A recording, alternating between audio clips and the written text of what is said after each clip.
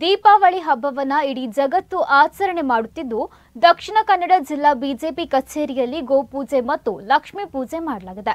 ಬಳಿಕ ಮಾತನಾಡಿದ ಬಿಜೆಪಿ ಜಿಲ್ಲಾಧ್ಯಕ್ಷ ಸತೀಶ್ ಕುಂಪಳ, ಪ್ರಧಾನಮಂತ್ರಿ ಜಿಎಸ್ಟಿ ಇಳಿಕೆ ಮಾಡಿದ ನಂತರ ಜನರು ಸಂತೃಪ್ತಿಯಿಂದ ಹಬ್ಬವನ್ನು ಆಚರಣೆ ಮಾಡುತ್ತಿದ್ದಾರೆ ಎಂದರು. ಗೋಪೂಜೆಯಲ್ಲಿ ಬಿಜೆಪಿ ಸಂಸದ ಬ್ರಿಜೇಶ್ ಚೌಟ, ಮಹಿಳಾ ಮುಖಂಡರು ಮತ್ತು ಮಾಜಿ ಕಾರ್ಪೊರೇಟರ್ಗಳು, ಕ್ಯಾಪ್ಟನ್ ಗಣೇಶ್ ಕಾರ್ನಿಕ್, ಮೋನಪ್ಪ ಭಂಡಾರಿ ಮತ್ತಿತರರು ಉಪಸ್ಥಿತರಿದ್ದರು.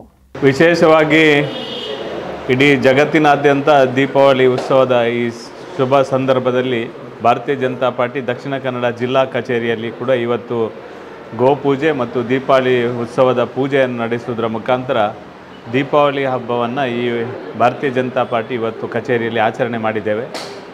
ಈ ಸಂದರ್ಭದಲ್ಲಿ ವಿಶೇಷವಾಗಿ ಈ ವರ್ಷ ನರೇಂದ್ರ ಮೋದಿ ಅವರು GST ಮುಖಾಂತರ ಎಲ್ಲ ಜನರಿಗೆ, ಜನಸಾಮಾನ್ಯರಿಗೆ, ವಿಶೇಷವಾಗಿ ದಿನನಿತ್ಯ ಬಳಕೆ ಮಾಡುವಂಥ ವಸ್ತುಗಳ ಬೆಲೆಯನ್ನು GST ಮುಖಾಂತರ ಇಳಿಕೆ ಮಾಡುವುದರ ಮುಖಾಂತರ ಇಡೀ ದೇಶದಲ್ಲಿ ಒಂದು ಉತ್ಸವದ ವಾತಾವರಣ ನಿರ್ಮಾಣವನ್ನು ಮಾಡಿದ್ದಾರೆ.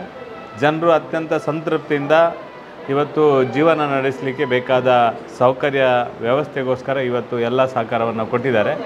ನಾನು ಈ ಸಂದರ್ಭದಲ್ಲಿ ವಿಶೇಷವಾಗಿ ನರೇಂದ್ರ ಮೋದಿಜಿ ಅವರಿಗೆ ಅಭಿನಂದನೆ ಸಲ್ಲಿಸ್ತಾ, ಈ ವರ್ಷದ ದೀಪಾವಳಿ ಉತ್ಸವವನ್ನು GST ಇಳಿಕೆಯ ಉತ್ಸವವನ್ನಾಗಿ ಇವತ್ತು ದೀಪಾವಳಿ ಉತ್ಸವವನ್ನು ಆಚರಣೆ ಮಾಡಿದ್ದೇವೆ. ಇದರಿಂದ ಎಲ್ರಿಗೂ ಒಳ್ಳೆಯದಾಗ್ತದೆ.